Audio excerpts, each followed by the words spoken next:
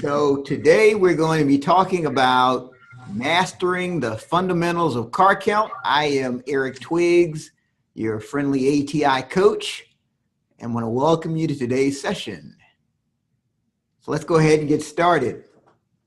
So when I think of a master of the fundamentals, I think about Bruce Lee. Bruce Lee, the late great Bruce Lee, martial arts action hero, is a master, or was a master of the fundamentals. And here's a quote that he had when we talk about this. He said, "I am not afraid of the man who practiced 10,000 kicks once, but I am afraid of the man who's practiced one kick 10,000 times."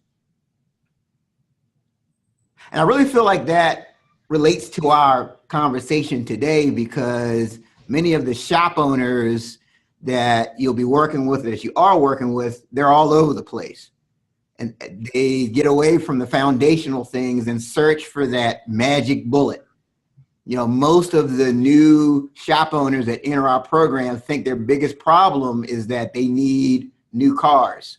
I need new customers, and I'm going to sign up with Kukui, and it's going to be plug and play. All I have to do is sit back in my office and all of my problems are solved.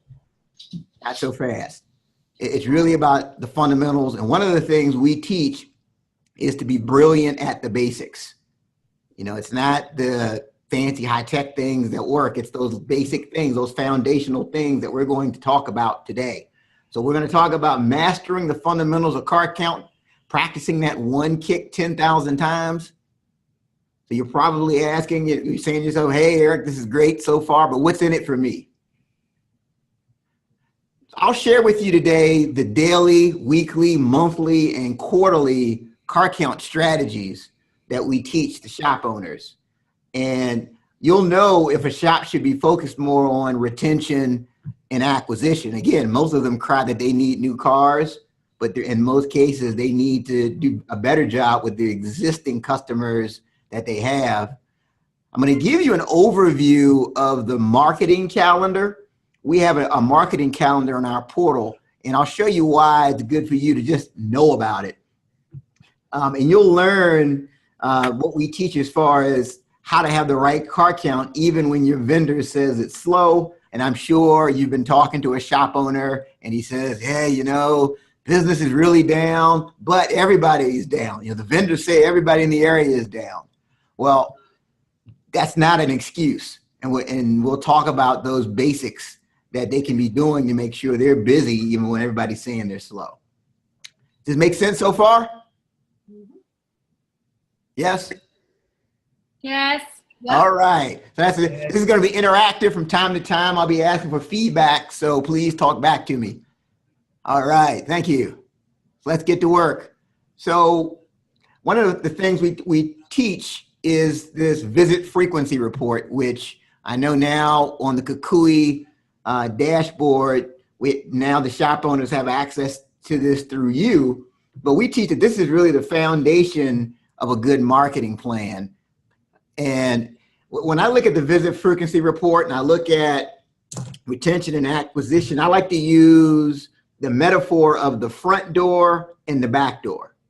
So the front door that represents the new customers. So let's say you run an AdWords campaign and it drives all these new customers. They send out a mailer that drives new customers. You get a referral from a good customer that drives new customers. So we're getting all these customers in through the front door. Most people are paying attention and thinking that their marketing is successful because they're getting all these customers through the front door. But what they don't realize is that they're losing them through the back door. They're not retaining the customers. And so the whole goal of successful car count and successful car count, successful marketing is that ability to close the back door. Because we'll have shops that get, 10 to 12 new customers, let's say off of Google, but their car count doesn't grow. They still have a car count issue because they have failed to close the back door. And that's one of the beauties of this visit frequency report that we teach, and that now you actually feature on your dashboard. So I'm going to give a brief overview of what we talk to the members about. So that on the other screen, we said that the typical one-time visit frequency for customers is about 45% for shops. That's about an average number. Now, best practice is about 32%, 33%. So that's good and bad if a customer, so we're saying that 33% of these customers over a 12-month span only came in one time. It's good from the standpoint that we have great retention, but the challenge is if a lot of these customers have had their major maintenance done already. So if we don't have a plan to get these new customers in, we're gonna have a sales and profit problem. Now, the opposite end of the spectrum is if, let's say, the one-time visit frequency is 75%, we've got a big problem. We've got a back door that's wide open. We've got somebody that's making customers upset. It could be the service writers making customers upset and they're just not coming back. We see that pretty common. That's a pretty common thing. So for me, if I get a shop and they say, Eric, I need you to help me with marketing, we're not talking about marketing plans until we review a visit frequency report, either through you or through another means. But I just think it's just that important that we make sure that we close the back door. So as we look at this report tells us a couple of other things that I look at. So the average visit per customer, the average is around 2.5, with again 3 to 3.2 visits over 12 months being best practice. But if I'll see shops at 1.5, 1.8, that's an indication that we've got a retention problem. So it's very important that we close the back door, and this report is critical to helping us do that. And as all of my Kukui clients that I have will certainly continue to take the time to review the Kukui dashboard version of the visit frequency report to make sure we've covered that. But I just want to give you a heads up, but that's really what we teach as it relates to the visit frequency report. We really consider that to be the foundation of a shop growing the car count. So now, the other thing we talk about, again, we're talking about some of these foundational things that many shop owners tend to overlook, and that is something as simple as looking at wedding rings and looking at keychains. So consider this. So according to Experian Automotive data, the average family has 2.28 vehicles in their household. 35% of households have 3 or more cars. So that's an opportunity. Many of our customers have multiple vehicles that the shop isn't servicing. We may be servicing their Honda, but the other spouse has a Volvo that we're not servicing. So we teach that they should be checking for wedding rings. And if they've got multiple vehicles, why aren't we servicing the other car? And then also checking the keychains. I mean, again, it's about being brilliant at the basics. This is very basic, but it works. So they should be checking the keychains. And if we service the Honda and we see a Toyota keychain, who's servicing the Toyota and why aren't we? So wedding rings and keychain mining, the basic, but it definitely helps. So the other basic that we teach is follow-up calls. According to the American Marketing Association, 68% of all business is lost because of a failure to follow up. 68%. We're looking for, again, the next shiny penny, but if we just focus on the opportunities that are within our 4 walls, we'll be much more successful. So here's what we teach. We teach to do the 3-day thank you calls.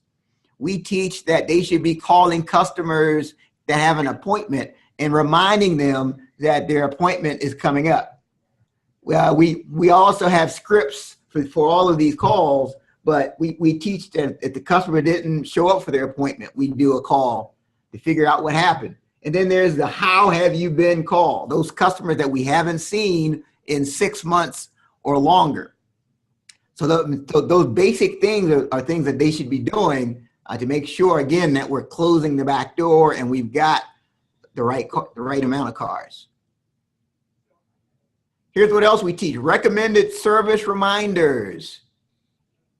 So they should be contacting the last 3 months of customers who have previously declined services. And we recommend that the service writer who worked with that customer make that phone call because they've got the relationship. They remember specifics about that transaction as to why the customer declined the service. They should be going through. I mean, that's a gold mine. And there's been plenty of times where a shop has been struggling with revenue and we have them do that. And then a lot of times they'll get a nice shot in the arm because they'll get the customers to come back. And we have scripts for those calls as well as far as declined services. We recommend that they call 21 days after they decline the service because that gives them enough time, the customer enough time, if it's a money issue, to get their next paycheck. And the good thing again with your service, I know you have a way to help them access, some of these follow-up items and send marketing to these customers as well. But all this marketing works together. So in addition to what you can do for these shop owners, as far as touching them with marketing pieces and emails and those types of things, we should be making those phone calls so that we're touching the customers and staying in their consciousness. And one of the things we teach, and this is just marketing 101, I know I'm preaching to the choir on this, but typical retention response rates are about 15%. So if you're marketing to your existing customer, you can expect about a 15% response rate on average. Could be better depending on how compelling the marketing is that's going to them. So if we do the math, if a shop wanted to get 3 additional customers, it would take about 20 calls.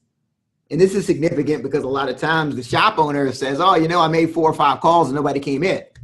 Well, they haven't made enough calls. So if you take 3 and divide it by 15%, you need to make 20 calls.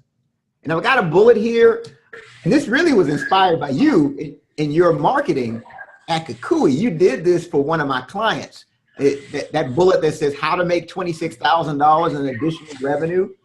You actually ran a campaign for my client, Eddie Cleveland and Kenny at Roby Man's Auto, where you had them reach out to customers who had declined the major timing belt services. And we sent them a promotion where if they came in within the next 2-week time period, they would get $100 off the service. And they would also get $50 off of any declined major maintenance. So that promotion was extremely effective and it generated $26,000 in additional revenue.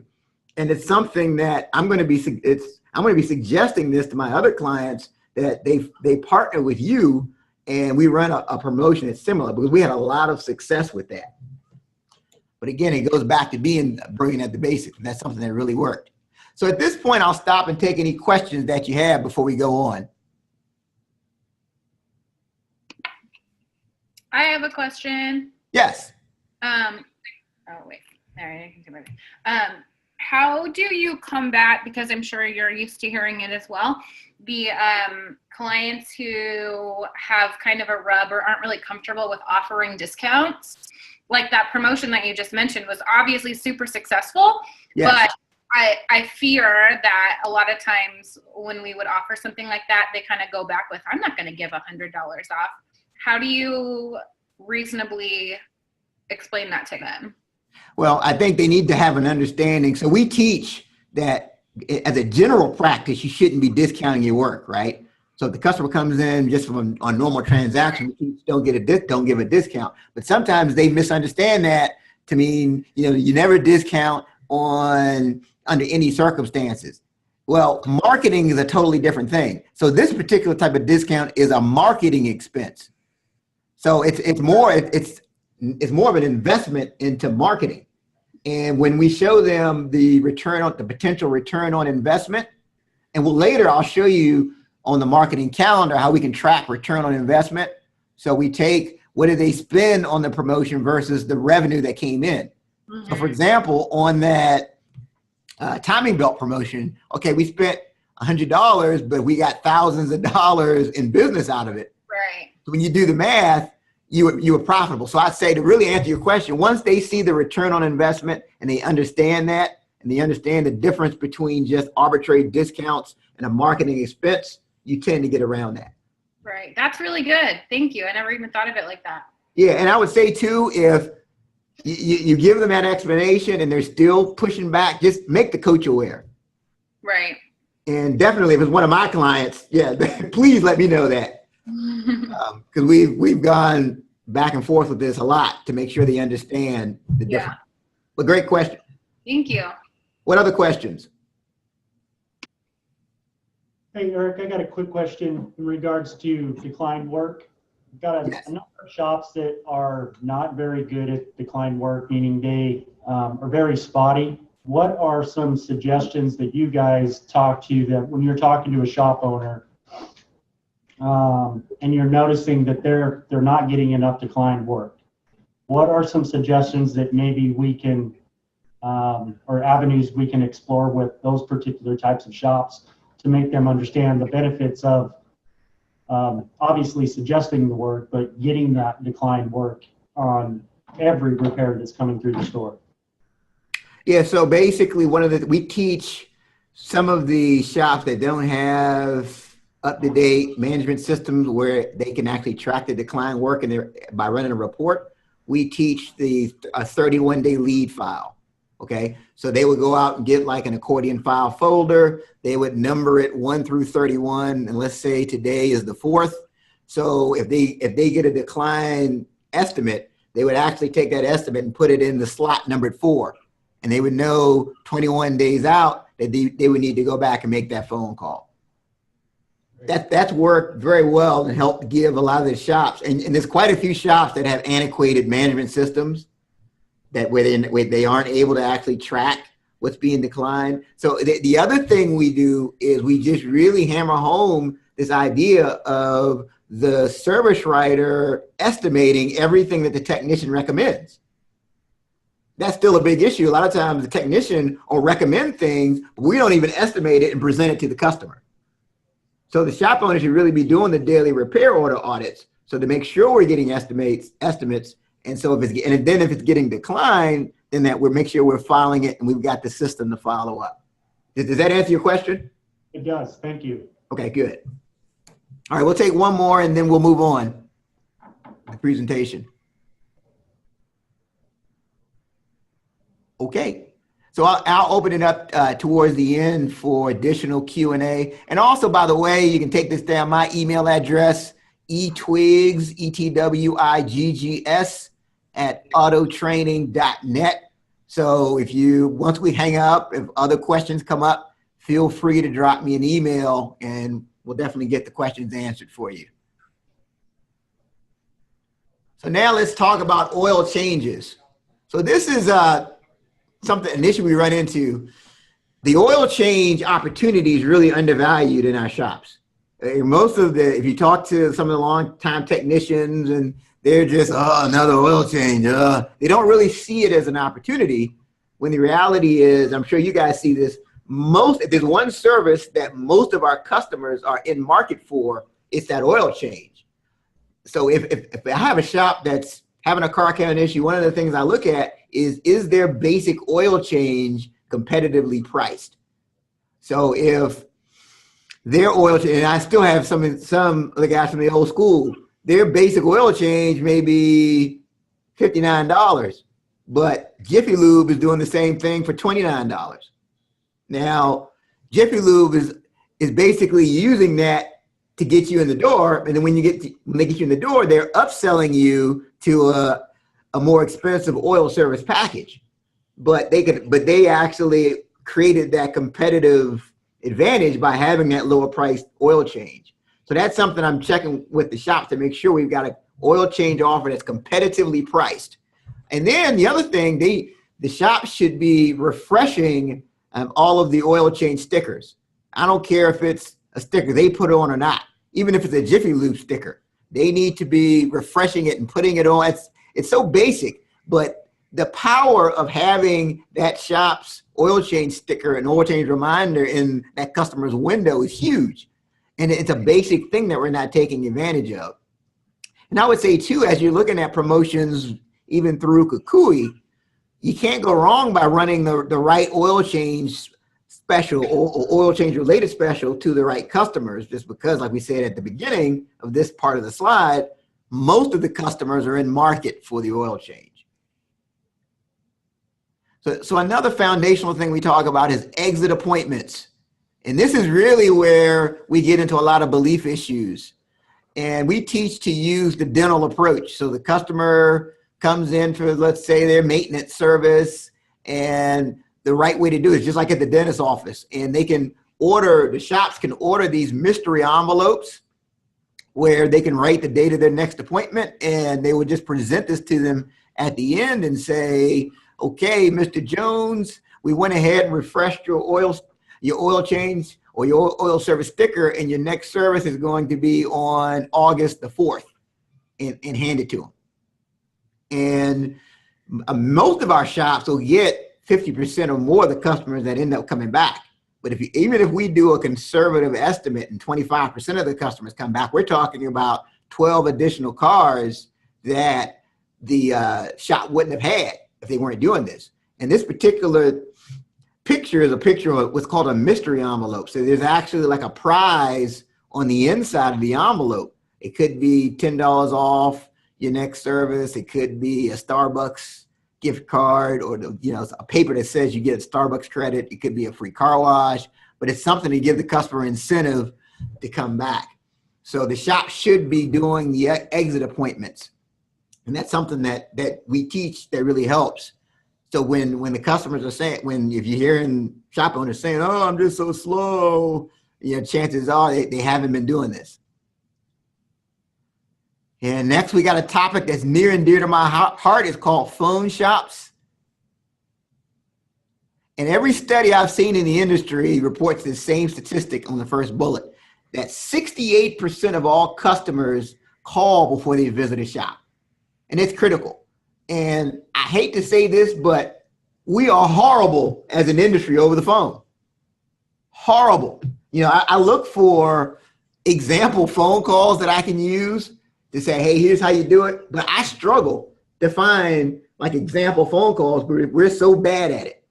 We're so busy looking for the next innovative marketing idea that we ignore how we answer the phones. And look at this bullet. Only 4% of the service writers that we phone shop actually offer the customer an appointment. That's an actual statistic, because during our service advisor class, we actually do phone shops of the stores. And for every 100 shops we call, only 4 actually ask for an appointment. And we wonder why we have a car count issue. And it's my feeling that every shop in America should have a system in place to record phone calls, both incoming and outgoing. And kudos to you for having making it possible that we can listen to these phone calls. So I would say any of these shops that are constantly complaining to you about not having cars, I would partner with that coach and send that coach random phone recordings from the dashboard. And I know it's very easy. They can go in and listen for themselves, but that would be huge, just to, those specific shops where car count seems to always be an issue. If you could send that coach those phone calls, and we can actually help to make sure that we're getting the shop owner answering the phone correctly. Because that's a huge issue, and that's something that your service has really been very helpful. It's been quite a few clients that I've done virtual meetings like this, and we've listened to phone calls, and we've both heard how horrible they are, and they've gotten a lot better as a result. So that's something we'll definitely continue to do, but please just kind of watch out for that as you're talking to the shop owners. I'm going to give you a overview of the marketing calendar. So this is actually on our portal, and this is one of the shops. And so they could actually go in and click on this little tab here that says marketing calendar and actually put their marketing actions in one spot. So the good thing with this calendar is I can see once they make the entries, I can see what they're doing marketing wise, and they can see it. And when they make updates, I can see changes. So this first screen is where they would add a specific marketing campaign. So let's say they're doing the timing belt special with you guys. They can actually add that into this marketing campaign. And the whole point of this is to help the shop to begin with the end in mind. So they can forecast, if this campaign is successful, here's what I should see in sales. Here's how many additional cars I should see. Here's what the profits are going to look like. And we actually have them tell us what the visit frequency numbers are beforehand. Just again, that way we kind of make sure we're focused in the right area. But this has been extremely helpful. So then they can actually see on this calendar. This can be printed out. So let's say again they're doing one of the Kukui promotions. This gives them a heads up of what upcoming marketing that they have that they're using. So really the way that you can help the shop owner is, are you using the marketing calendar? Because that's something they should be doing. Because some of our shops get intimidated. You know, if they go in and they can't figure it out right away without the coach, they just check out and say it's too complicated. But definitely the shop should be using this marketing calendar so again, they can begin with the end in mind and be strategic with the marketing they have and have a schedule of things they're doing as opposed to just kind of making it up as they go along. So this particular screen on the marketing calendar, again, I'm just giving you an overview. So let's say again, we're back to this example. They've just done a Kukui promotion. They can actually go in and record the specifics of the customer that came in from this promotion. So we can actually track, you know, how many came in that week, what were the sales, what was the discount that was given for that particular promotion.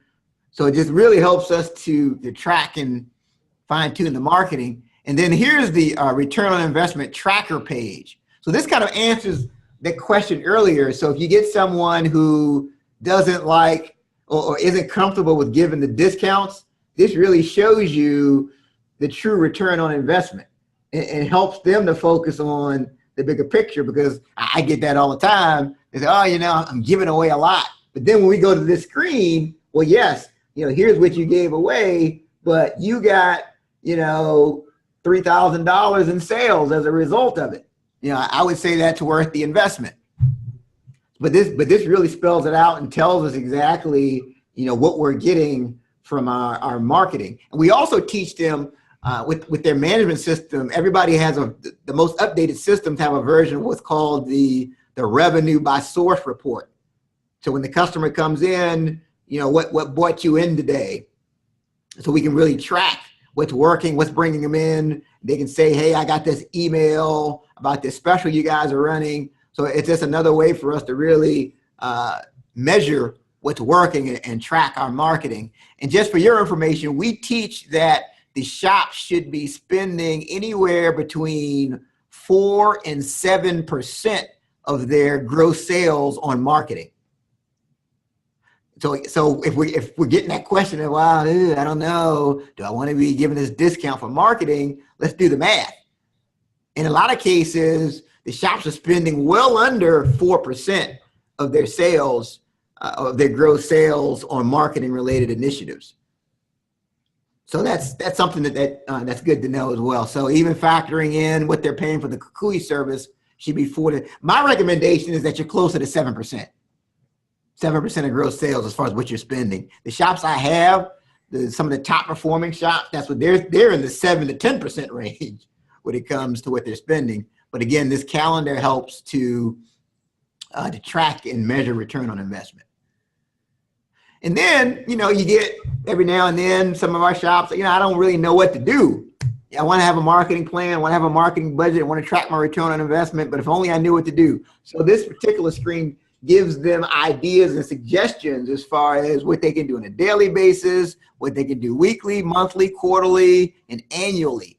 Just gives them some ideas to really help come up with different ideas and different campaigns that they can run. So at this point, I will open it up again for questions. I got one. Yes. Okay, you mentioned the 4 to 7% of gross sales on marketing. Is this including the discount that you had mentioned as being a marketing expense? Yes. Do you Yeah, guys? that factors that in too. Yes. So are you looking at, okay, well, we're going to email 1,700 of your customers. If 25% are responding and X number take advantage of that, you would be looking at this type of expense, or is it all after the fact and you go, okay, here's 4 to 7 that we have planned for it.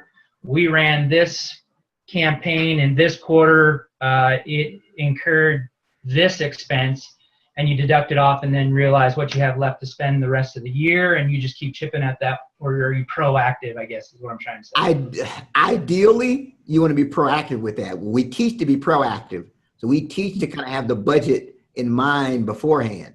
Okay. So best case scenario, you've already got you've got your sales forecasted out, you've got your marketing budget set, and you go from there. So that's best case. Does it always happen that way? No.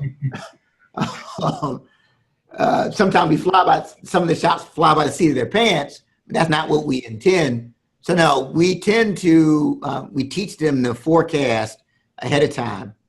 And they can do the math so with email marketing, yeah, if you know you're going to get, if you send it to 100 people, 20 people are going to open it. Now that 20, 3 or 4 are going to probably come in. You can kind of forecast, what it's going to cost you. Yeah. Did I answer your question? Yes. Yeah. Okay. It's just when I start throwing all those numbers at the shop, sometimes they shut down, as you're probably aware of some of those things. So it's trying to build that all out for them. So. Absolutely. And we teach that, okay, if you don't want to spend the money, I get it, but it's an investment of either time or money. Mm-hmm. So if you're going to fall that far behind on so you're going to be 2% of your gross sales on marketing, you really need to be hustling. They need to be out with flyers, going to visit businesses at every chamber of commerce function. They really need to hustle if they're not going to spend, the dollars for the marketing. It's time or money. It's usually a combination of both. Okay. What other questions? Got a quick question in regards to calls. I was kind of actually shocked that that's 4% for appointments. What's your suggestions to shops? I've got a number that are, as you mentioned earlier, just terrible on the phone. What's your suggestions for as far as how long should each phone call roughly be? When's the best time to ask for the appointment? What are some general commonalities that you guys usually try and get each shop to script, I guess is the best word I can come up with. Yeah, we have a phone script. As far as how long the call is, we don't really mandate how long the call is because, sometimes the customer can impact that. They're asking a lot of questions or depending on what the nature of what they're dealing with. But we have a phone script as far as the key points that they need to be addressing on every phone call. And the most important part of the call is, are they asking for that appointment? So for me, if I'm evaluating a call and they do everything on the script except ask for the business, the offer to make an appointment, they failed the call. Mm. That's my feeling. Because it's just that important. Remember, we said in the earlier slide, 68% of all customers are calling ahead of time.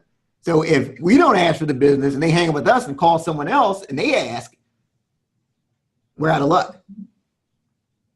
But yeah, so we have a script and we have a class and we teach them exactly what they should be doing. But it's just what happens a lot of times is as they've got 4 customers staring at them at the counter. They've got 3 or 4 phone lines ringing sometimes. and so they shortcut the call. I think that's a big issue. So one of the things we teach on that is that it's better to take a name and phone number if you know you can't spend the quality time. It's better to take a name as opposed to shortchanging the person that's standing in front of them and shortchanging the person that's on the phone. Does that answer your question about what we teach on the phones? It does, yeah. Yeah, I'm just looking for some other avenues because as you alluded to, you know, our industry is awful on the phone, just Yes. awful. And so it's cringing at times to listen to some of these phone calls. And I agree. not that I'm trying to find some quick Band-Aid solutions, but more of maybe an outline of, you know, of something that we're seeing that's a common symptom that we can kind of plug and play to shops and say, hey, if we follow these general rules, we're going to be more successful than obviously whatever they're doing now. Yeah, I mean, and I'll even send you kind of a little outline that we look at. Would that be helpful? Yeah, that'd be great.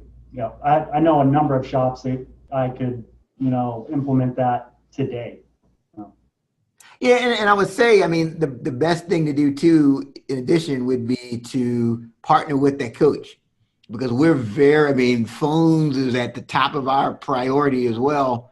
And I've had a lot of success where I just play the recording, the Kukui recording for them and say, well, what do you think of that call? Is that how we talked about doing it? Okay, well, what are you going to do different next time? Right. So, but it's a huge issue, as you've alluded to. All right. Thanks. I have another question. I kind of want your feedback on, I have some shops that tell me that they pick and choose on their calls. Meaning if the call sounds like they're not going to spend enough money, they're going to let the call go. So, Yeah, that's absolutely wrong. yeah, I definitely can tell you that I have at least 5 shops that tell me they pick and choose on their phone calls. And their, you know, their lead to customer conversion is not good at all. Usually very, very low, like 10%. And they just do not listen in regards to that. You know, you can't do that because you just never know really, you know, what they're going to end up spending with you. Yeah, I mean, I have countless examples of where, let's say, the shop owner tells the service writer, "Oh, that's Mr. Jones. He never spends any money," and the new service writer sells Mr. Jones a $4,000 job, and Mr. Jones is like, "Okay, go ahead and do it." So you just never know, and that's just, you know, again, I think the closer we partner on those types of things, and if it's a particular client or member that's, you know, going down that road of, oh, no one has the money, I pick and choose, I prejudge, because I'd be willing to bet that those are the same shops that are struggling the most with car count. Yeah, it's exactly right. Mm-hmm. Right, surprise, surprise. They're the same ones that are saying, oh, everybody in our area is slow. All the vendors say everybody's slow, but yet they're picking and choosing. Yeah, I had a call this morning just on the same issue again, and it's, you know, just so frustrating because, you know, you hear from the shop owner how, you know, they're overwhelmed by the fact that they just don't have car count and it's slow. Yeah. I'm not going to waste my time on some of the calls that I'm getting in because I know in my neighborhood they're not going to spend the money. Yeah, so the other thing too that we have is, you know, we have all kinds, I'm sure like you have, we have all kinds of demographic tools. So we can see what the median income is in that area versus the rest of the country. And there's been quite a few times where someone said that to me, and their median income is higher than the average for the United States. But they're trying to tell me that nobody has the money. So it's a belief issue that we just need to continue to work together to overcome. Okay.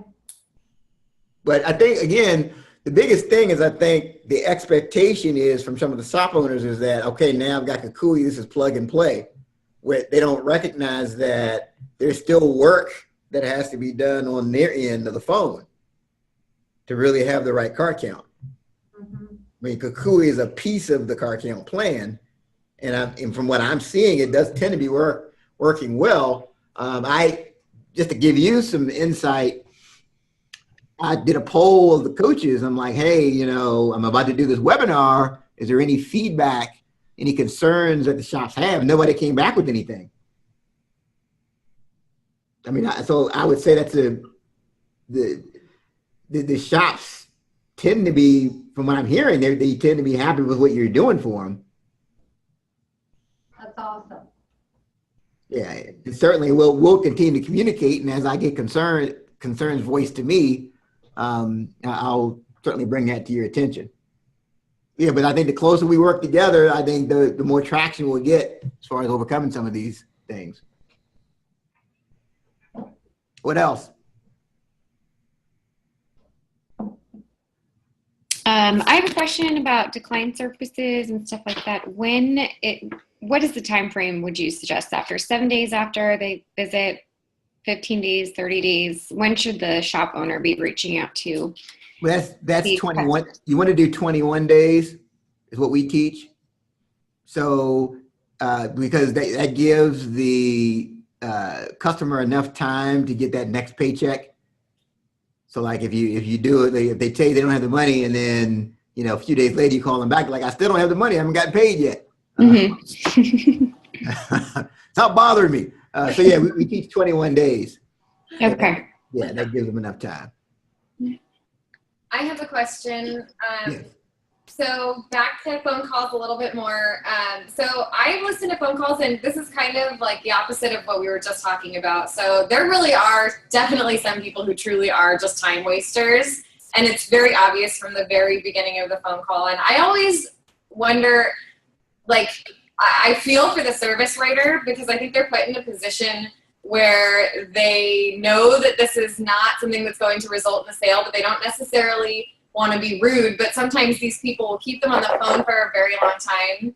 So I've always wondered whether it's more valuable to give that person a really good experience with the shop, even if it's not going to result in revenue, just because it'll put good word for that shop out there. Maybe they'll tell their friends, oh, I talked to these guys on the phone. Or is that waste of time enough of a problem that they should just try to cut that off as soon as possible and move on to the next actual customer? So what is your opinion on that?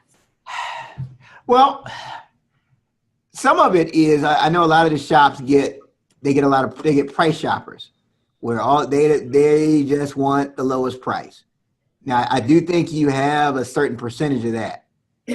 And typically from my experience, some of the price shoppers don't turn into good customers. But we teach them tools, the shop owners tools to even deal with some of the price shop. We have a script for that.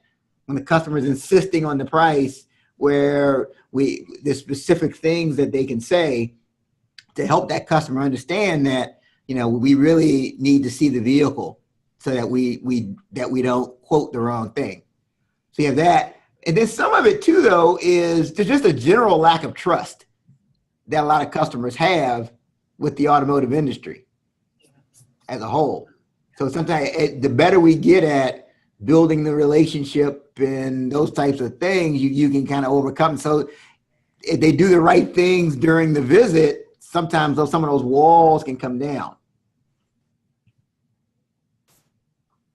I also have another question, which is, so we talked a little bit about like how there are different types of neighborhoods and that could have different demographics. And I was wondering if that different types of demographics that a shop might be located in would change the advice that you give them. Because like, for example, if you're in a really wealthy neighborhood, they might just be getting new cars every 3 years, and that would actually present a new set of problems. Yes. So like probably being in a middle class neighborhood would be the best. To adjust your strategy on like what type of advice you give to a client based on the type of neighborhood you live in. They are existing in? And like, do you have any just really quick advice you could give us on that? I know that's a pretty deep topic, but. Yeah, I mean, I think you can adjust to the demographic that you're in. So you can tell, you know, if it's like we have tools so you can actually see the customer's zip code and see, is it an older clientele? Is it a clientele of soccer moms that are, you know, taking their kids back and forth to school? Is it a clientele of just, you know, executives, young executives? Yeah, no, I think you want to tailor your marketing, but you can also, you know, you can look at other surrounding zip codes that, you know, where it may be more individuals that are more like your ideal customer, that customer that you want to clone. So you can target those specific demographics. And so it's a couple of things. So you can target the specific demographics, and you can certainly tailor your marketing message to, you know, like I said, if you've got an older clientele, you know, you can send marketing that's got pictures of people that look like them. You know, we've done a lot of those types of things. So yes, we can certainly help the shops with that. Great. Thank you. Okay, so hopefully this has been helpful. And again, you have my email address, etwigs@autotraining.net. So if there's any other questions that you think of after we sign off, please feel free to drop me an email. And as I close,